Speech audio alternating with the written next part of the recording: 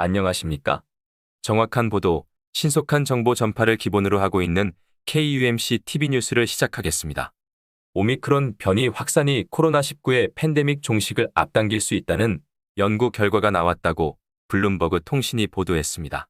남아프리카 공화국 보건연구소 AHRI 연구진에 따르면 오미크론 변이에 감염된 사람들은 덜 심각한 질환을 일으키고 델타 변이에 감염되지 않는 것으로 나타났다고 밝혔습니다.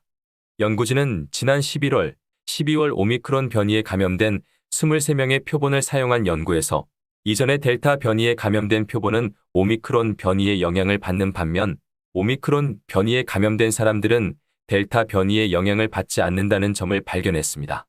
다만 연구진은 백신 접종자들에게서 이런 특징이 강하게 나타났으며 미접종자에게서도 같은 현상이 나타날 것인지는 결론을 내리기 어렵다고 설명했습니다.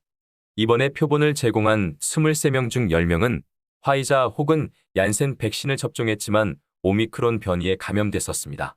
이번 연구를 이끈 알렉스 시걸 AHRI 소장은 오미크론 변이가 델타 변이를 대체할 수 있음을 시사한다며 오미크론 변이가 기존 변이보다 전파력은 크지만 증상이 가벼워 입원, 중증 위험이 줄어들 수 있다는 다른 연구에 대해서도 언급했습니다. 남아공 국립전염병연구소 NICD 따르면 남아공에서는 오미크론 변이 확산이 절정기에 달했을 때 사망자가 델타 변이 확산 때와 비교하면 7분의 1 수준으로 감소했습니다. 증상이 심각해 입원해야 하는 경우도 60% 수준에 그쳤다고 발표했습니다. 반면 하루 확진자는 최대 10배까지 늘어났습니다. 전파력은 크지만 치명성은 낮게 나타난 것입니다.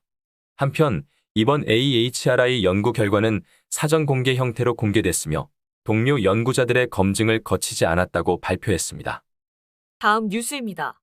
코로나19 유행은 수년간 계속되겠지만 올해 봄이면 전 세계가 일상을 회복할 수 있을 것으로 제약사 화이자 최고 경영자 CEO가 낙관했습니다. 엘버트 블라 CEO는 프랑스 매체 르 피가로와의 인터뷰에서 코로나19의 돌연 변이가 활발해 정확한 예측을 어렵게 만든다면서도 이같이 전망했다고 보도했습니다. 블라 CEO는 이번 오미크론 확산을 마지막으로 각국의 통제가 끝나게 될 것이라며 코로나19 진단기술 개발과 백신 치료제 발전 덕분이라고 말했습니다. 그는 백신과 치료제 발전에도 코로나19가 계속 유행병으로 남게 되리라는 전망에 대해 전 세계로 확산된 바이러스를 완전히 제거하기 매우 어렵기 때문이라고 설명했습니다. 지난달 22일 미국 식품의약국 FDA에 의한 화이자가 출시한 먹는 코로나19 치료제 팍스로비드의 긴급 사용을 승인했습니다. 같은 달 한국식약처도 팍스로비드를 긴급 사용 승인했으며 이스라엘, 유럽연합 EU 일부 국가, 캐나다도 같은 조치를 내렸습니다. 임상시험 결과 팍스로비드는 중증 질환 위험이 높은 환자의 입원 및 사망 예방에 90% 가까이 효과가 있는 것으로 나타났다고 발표했습니다. 팍스로비드는 니르마트레비르, 분홍색과 리토나비르, 흰색이라는 두 가지 알약으로 구성됐습니다. 니르마트레비르 2알과 리토나비르 하나를 매일 2회, 아침과 저녁, 5일간 복용해야 합니다. 화이자는 복용기간 상태가 호전되더라도 반드시 5일분을 모두 복용하라고 권고하고 있습니다. 캘리포니아주에서는 시위를 취재하는 기자는 경찰의 강제 해산 명령을 따르지 않아도 되는 주가 됐습니다. 캘리포니아주에서 기자 등 언론인들이 시위를 취재하는 중 경찰 해산 명령에 따르지 않아도 되는 법안이 통과됐기 때문입니다. 개빈 뉴섬 캘리포니아 주지사는 지난달 9일 기자 등 언론인들이 시위를 취재하는 중 경찰 해산 명령에 따르지 않아도 되는 법안 SB98에 서명했다고 밝혔습니다. 전문 언론인 협회 소사이어티 오브 프로페셔널 저널리스트 LA 지부는 이날 성명을 통해 지난 12개월 동안 언론인들이 부상, 구금, 체포된 사건들이 50건 이상 기록됐다며 법안 SB98이 이들을 보호할 수 있을 것이라고 설명했습니다. 전문 언론인 협회 SPJ는 1934년 구성된 20개 이상의 미디어 단체로 구성되어 있는 미국 내에서 영향력이 있는 단체입니다.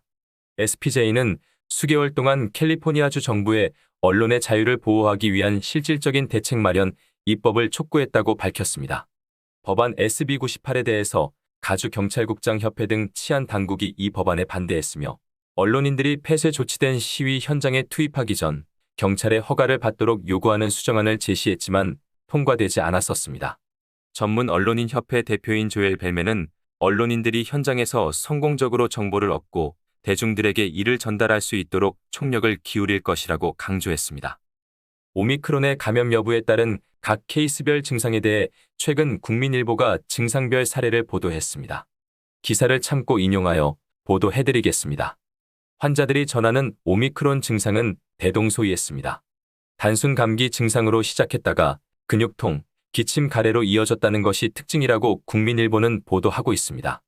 다른 한편으로는 식욕 감퇴, 미각 후각을 상실하는 경우도 있었다고 전합니다. 그럼에도 다수는 생각보다 경미한 증상이었다고 말했습니다. A씨의 경우 증상의 시작은 인후통이었다고 합니다.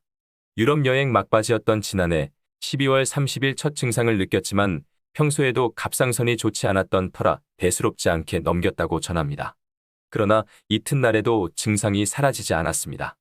가래와 기침이 나오기에 혹시 몰라 지인에게 받은 자가진단 키트로 검사했습니다. 결과는 음성이었다고 합니다.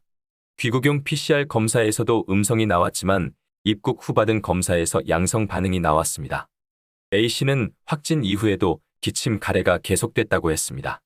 그러나 그 강도가 그리 심하진 않았다고 합니다. 그는 증상의 강도를 1에서 10% 했을 때 이 정도로 표현했습니다. 그러나 A씨는 단순 감기와는 좀 달랐다며 감기로 인한 기침은 목에서부터 나오는 거라면 오미크론에 의한 기침은 폐 깊은 곳에서 끓어오르는 기침이라고 전했습니다.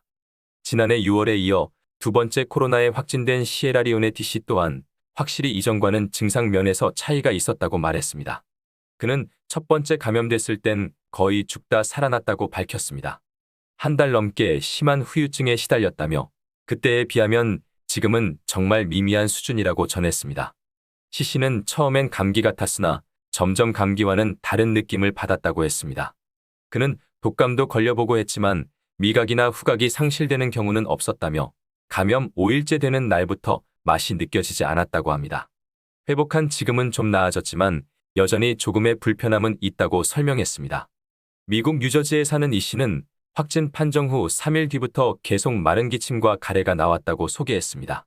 그는 목이 건조하고 수세미로 목을 긁은 것처럼 많이 아팠다며 식도가 까진 것 같은 느낌이었다고 설명했습니다. 이런 증상들은 회복 후 음성 판정을 받은 뒤에도 이어졌다고 합니다. 이 씨는 여전히 목소리가 잘 안 나온다고 덧붙였습니다. 이들에 따르면 증상은 보통 3에서 4일째 최고조에 이르렀다가 서서히 줄어들었다는 것이 중론입니다. 따라서 이들은 평균 6에서 7일이면 회복됐습니다. 미국 시애틀에 거주하는 F씨는 6일째 되던 날 컨디션이 거의 정상으로 돌아왔다고 말했습니다. 그보다 먼저 확진된 남편 역시 6일째 되던 날 정상 컨디션을 찾았다고 했습니다. 이는 오미크론 증상에 대한 다수 연구 결과와 비슷했습니다. 노르웨이 연구진이 오미크론 환자 81명에 대해 분석한 결과 이들의 오미크론 증상 평균 지속 기간은 2에서 5일 정도였습니다. 비슷한 증상들이 평균 5에서 7일 정도 지속됐다는 영국 연구진의 보고도 있습니다.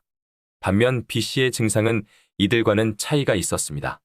2, 3일 정도 몸살을 겪은 건 다른 이와 유사했지만 이후 증세가 더 심해졌기 때문입니다. B씨는 바이러스가 온몸의 뼈를 돌아다니는 기분이 들 정도였다고 묘사했습니다. 폐렴 의심도 돼서 따로 병원에 가서 진료를 받을 정도였다고 합니다. 기침도 심해서 2주 정도는 거의 말도 못했다고 전합니다. 한편 전문가들은 사망자 수가 늘어가는 이유는 의료체계가 급증하는 환자를 감당하지 못하면서 사망자 수가 증가한 것으로 보인다고 전했습니다. 이들은 백신 접종과 거리두기 등 방역 조처를 통해 확진자 증가 폭을 낮추는 게 중요하다고 밝혔습니다. 독일 국립 로베르트 코흐 연구소의 로타 빌러 소장은 방역 조치와 백신 접종을 통해 입원 환자 수 그래프를 최대한 완만하게 만들어 의료체계에 가해지는 압력을 낮추는 전략을 세워야 한다고 강조했습니다. 이상 KMC 뉴스를 마칩니다. 여러분들의 구독과 좋아요를 눌러주시므로 저희들의 뉴스 제작에 큰 힘이 되어주십니다. 많은 협조를 바라겠습니다. 감사합니다. 안녕히 계십시오.